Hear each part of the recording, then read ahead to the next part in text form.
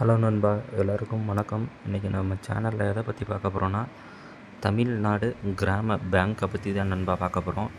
இது already account வச்சுருக்கவங்களுக்கும் சரி, இனிமேல் புதுசாக ஓப்பன் பண்ண போகிறவங்களுக்கும் சரி, நான் சொல்கிற விஷயத்தை மட்டும் கொஞ்சம் நல்லா புரிஞ்சுக்கோங்க நண்பா.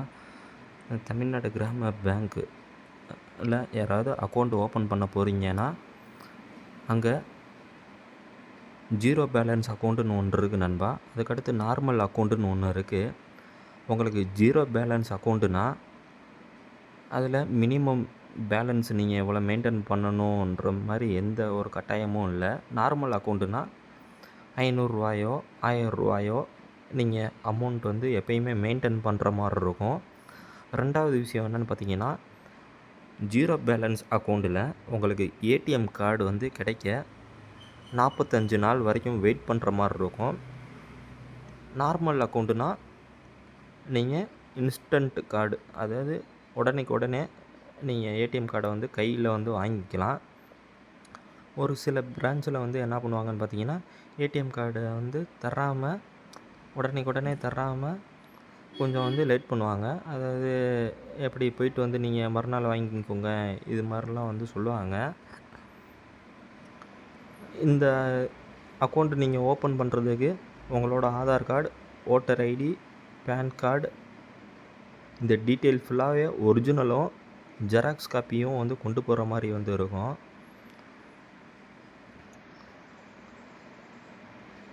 நீங்கள் வந்து ஓப்பன் அக்கௌண்ட் வந்து க்ரியேட் பண்ணும்போதே உங்களுக்கு கார்டு உடனே ஏடிஎம் கார்டு வந்து தேவைன்னா, எனக்கு வந்து நார்மல் அக்கௌண்ட் வந்து ஓப்பன் பண்ணுங்கள், ஜீரோ பேலன்ஸ் அக்கௌண்ட் வந்து வேணாம், எனக்கு ஏடிஎம் கார்டு உடனே தேவைப்படுது, அதனால் எனக்கு நார்மல் அக்கௌண்ட்டே வந்து க்ரியேட் பண்ணி வந்து கொடுங்கன்னு சொல்லி ஏடிஎம் கார்டை கையோட அன்னைக்கே வாங்க முடிஞ்சால் வந்து வாங்குங்க. அப்படி இல்லாட்டினா அவங்க என்றைக்கு வர சொல்கிறாங்களோ அன்னைக்கு நீங்கள் போய் வாங்குகிற மாதிரி தான் வந்து இருக்கும். உங்களுக்கு செக் புக்கு தேவைன்னாலும் அன்றைக்கே வந்து எனக்கு செக் புக்கும் தேவை, அதை வந்து எனக்கு செக் புக்குக்கும் நீங்கள் வந்து ரெடி பண்ணி தாங்க எனக்குன்ற மாதிரி சொல்லி அன்றைக்கே வந்து கேளுங்க. நெட் பேங்கிங்காக இருக்கட்டும், எதாக இருந்தாலும் அன்றைக்கே வந்து நீங்கள் ஃபார்மில் வந்து எல்லாத்தையுமே ஃபில் பண்ணி வந்து கொடுத்துருங்க. நான் வந்து கிராமப்புற பேங்க்கில் அக்கௌண்ட் வந்து வச்சுருக்கேன். நான் வந்து ஒரு சில ப்ராப்ளங்கள் வந்து ஃபேஸ் பண்ணேன். எனக்கு வந்து என்ன பிரச்சனை இருந்துச்சுன்னா, நான் வந்து அக்கௌண்ட் ஓப்பன் பண்ணுறப்ப அவங்க வந்து இந்த மாதிரி வந்து ஜீரோ பேலன்ஸ் அக்கௌண்ட் இருக்குது, நார்மல் அக்கௌண்ட்டு இருக்குன்ற மாதிரி எதுவுமே எனக்கு வந்து சொல்ல கிடையாது. நான் வந்து ஃபஸ்ட்டு வந்து ஃபார்ம் எல்லாமே ஃபில்லப் பண்ணாங்க. அவங்களே தான் வந்து என் ப்ரூஃப் எல்லாமே பார்த்துட்டு சரின்னு ஓகேன்னு சைன் போட்டு ஃபில்லப் பண்ண ஆரம்பித்தாங்க. நான் அப்போயே வந்து அவங்கள்ட்ட மென்ஷன் வந்து பண்ணினேன், ஏடிஎம் கார்டு எனக்கு உடனே வேணுன்ற மாதிரி. நெக்ஸ்ட்டு வந்து என்னென்னா, கொஞ்சம் நேரம் வெயிட் பண்ண சொன்னாங்க. லாஸ்ட்டாக மேனேஜரை பார்த்து பேச போகிறப்ப தான் மேனேஜர் வந்து சொன்னாங்க, சாரி தம்பி, உங்களோட வந்து ஜீரோ பேலன்ஸ் அக்கௌண்ட்டாக வந்து இருக்குது, அதனால் உங்களுக்கு வந்து ஏடிஎம் கார்டு 45 நாள் கழித்து தான் வந்து கிடைக்கும்ன்ற மாதிரி வந்து சொன்னாங்க. நான் வேணால் உங்களுக்கு உடனே வேணும்னா நான் வேணால் உங்கள் அக்கௌண்ட்டை வந்து நார்மல் அக்கௌண்ட்டாக வந்து சேஞ்ச் பண்ணுறேன், அதுக்கடுத்து நீங்கள் மறுநாள் வந்து நீங்கள் ஏடிஎம் கார்டை வந்து வாங்கிக்கோங்க, ஏன்னா நார்மல் அக்கௌண்ட்டாக சேஞ்ச் பண்ணிங்கன்னா 24 ஹவர்ஸ் டைம் எடுக்கும் கன்வெர்ட் ஆக, நீங்கள் மறுநாள் வந்து வாங்கிக்கோங்கன்ற மாதிரி வந்து சொன்னாங்க. ஸோ நீங்கள் அந்த ப்ராப்ளமை வந்து ஃபேஸ் பண்ண வேணாம். அதனால தான் உங்களுக்கு தெளிவாக இப்போயே வந்து சொல்கிறேன். உங்களுக்கு ஏடிஎம் கார்டு உடனே கையில் வேணும்னா ஓப்பன் பண்ணுறப்பயே தமிழ்நாடு கிராம பேங்க்கில் ஓப்பன் பண்ணுறப்பயே எனக்கு வந்து நார்மல் அக்கௌண்ட் வந்து போடுங்க, ஜீரோ பேலன்ஸ் வேணாம், எனக்கு ஏடிஎம் கார்டு கையில் இப்போயே வேணுன்ற மாதிரி அவங்கள்ட்ட வந்து மென்ஷன் பண்ணிடுங்க. நெக்ஸ்ட்டு வந்து பார்த்திங்கன்னா, உங்களுக்கு மினி ஸ்டேட்மெண்ட் பார்க்குறதுக்கு இந்த கீழே இருக்க இந்த ஃபோன் நம்பருக்கு ஜஸ்ட் ஒரு கால் பண்ணிங்கன்னா போதும். லிங்க் ஆகிருக்க மொபைல் நம்பர்லேருந்து கால் பண்ணணும். எவ்வளோ பேலன்ஸ் இருக்குது என்ன ஏதுன்றதை தெளிவாக வந்து பார்த்துக்க வந்து முடியும். நெக்ஸ்ட்டு வந்து பார்த்திங்கன்னா, நெட் பேங்கிங்க்கு வந்து வந்துடலாம். அதுக்கு உங்கள் ஏடிஎம் கார்டு வாங்கியிருந்தால் மட்டும்தான், அதை ஆக்டிவேட் பண்ணியிருந்தால் மட்டும்தான் உங்களால் நெட் பேங்கிங்கோ ஜிபேயோ இதை வந்து யூஸ் பண்ண முடியும். அதனால தான் ஏடிஎம் கார்டு வந்து வாங்கிக்கோங்க. மஸ்ட்டு எவ்வளோ சீக்கிரம் வாங்க முடியுமோ வாங்கிக்கோங்க. நெக்ஸ்ட்டு வந்து பார்த்திங்கன்னா, உங்களோட நெட் பேங்கிங் ஓப்பன் பண்ணுறதுக்கு சிஐஎஃப் கோடு வந்து ஆக்டிவ் வந்து பண்ணியிருக்கணும். அதுக்கு நம்ம பிரான்ச்சை தான் விசிட் பண்ணுற மாதிரி இருக்கும். அதையுமே நீங்கள் வந்து உங்களுக்கு தேவைன்னா அக்கௌண்ட் ஓப்பன் பண்ணும்போதே எனக்கு நெட் பேங்கிங் எல்லாமே தேவை, ஜிபே எல்லாமே நான் யூஸ் பண்ணணும். அதுக்காண்டி என் சிஏஎஃப் நம்பரை ஆக்டிவ் வந்து பண்ணிடுங்கன்ற மாதிரி ப்ராப்பராக அவங்கள்ட்ட வந்து சொல்லிடுங்க. இல்லாட்டினா நீங்கள் தான் திரும்ப திரும்ப திரும்ப ஒவ்வொரு இதுக்கும் பிரான்ச்சை போய் விசிட் பண்ணிகிட்டே இருக்கிற மாதிரி வந்து இருக்கும். இந்த ஸ்க்ரீனில் தெரிகிற ஆப் தான் நீங்கள் வந்து யூஸ் பண்ணணும் நண்பா பேங்கிங்க்கு.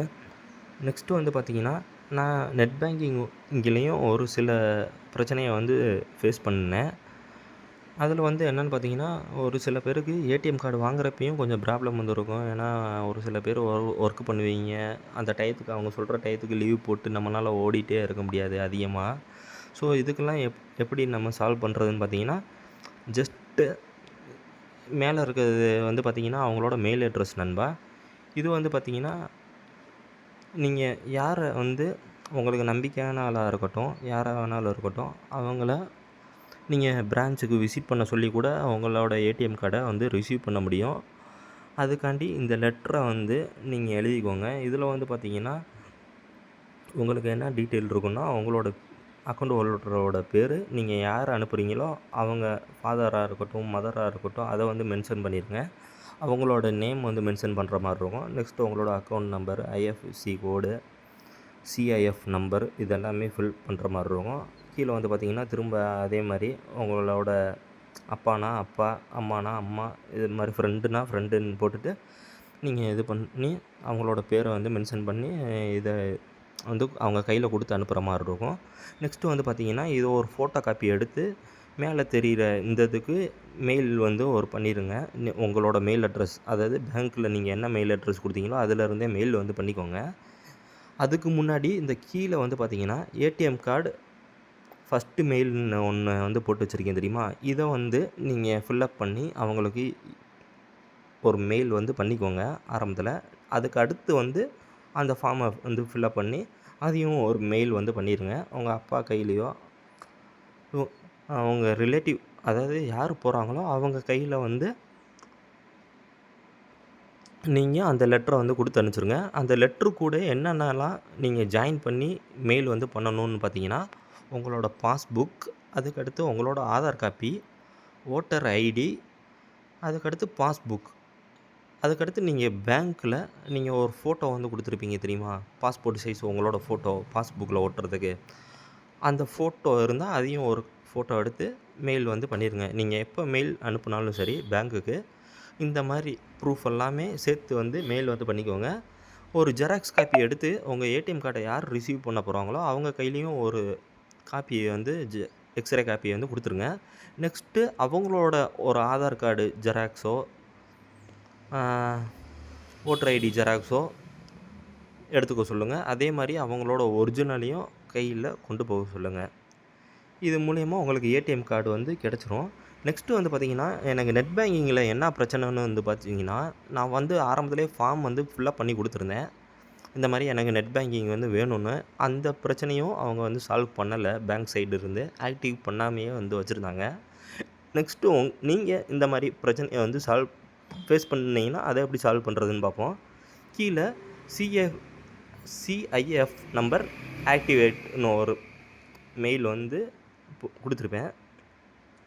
இதை வந்து ஃபில்லப் பண்ணி அவங்களுக்கு வந்து மெயில் வந்து பண்ணிடுங்க.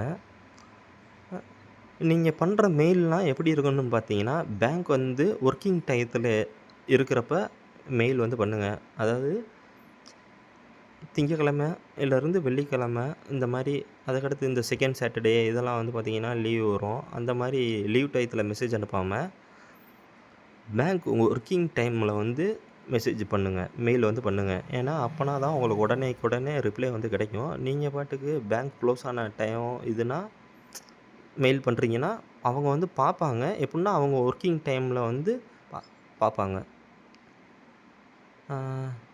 நீங்கள் ஓப்பன் டைமில் இருக்கப்போ மெயில் வந்து பண்ணுறீங்கன்னா உடனே ஒரு 1 ஹவரில் உங்களுக்கு இந்த மாதிரி உங்கள் பிரச்சனையை நாங்கள் வந்து சால்வ் பண்ணுறோம், உங்கள் மெயிலை வந்து ரிசீவ் பண்ணுறோன்ற மாதிரி நம்மளுக்கு ரிட்டன் மெயில் பண்ணிவிட்டு நம்ம ப்ராப்ளமும் வந்து சால்வ் பண்ணுவாங்க. ஏன்னா எனக்கு கால் பண்ணி ஒருத்தர் பிரான்ச்சில் இருந்தே பேசினார். சார் நீங்கள் வந்து இந்த மாரி எங்கள் பேங்கிங் க்ளோசிங் டயத்தில் வந்து மெயில் போடுறீங்க. கொஞ்சம் எங்களுக்கு ஒர்க்கிங் டைமில் அனுப்பிச்சா தான் நாங்கள் வந்து உடனே வந்து உங்கள் பிரச்சனையை வந்து சால்வ் பண்ணுவோம். பார்த்துட்டு 1 மணி நேரம் 2 மணி நேரம் இந்த மாதிரி டயத்துக்குள்ளேயே வந்து பார்த்து சால்வ் பண்ணுவோம். நீங்கள் வந்து சாயந்தரம் க்ளோஸ் பண்ணதுக்கு பின்னாடி மெயில் அனுப்புகிறீங்க. அதில் ஒரு பிரயோஜனமும் இல்லை சார். அதனால தான் உங்களுக்கு டிலே ஆகுதுன்ற மாதிரி வந்து சொன்னாங்க.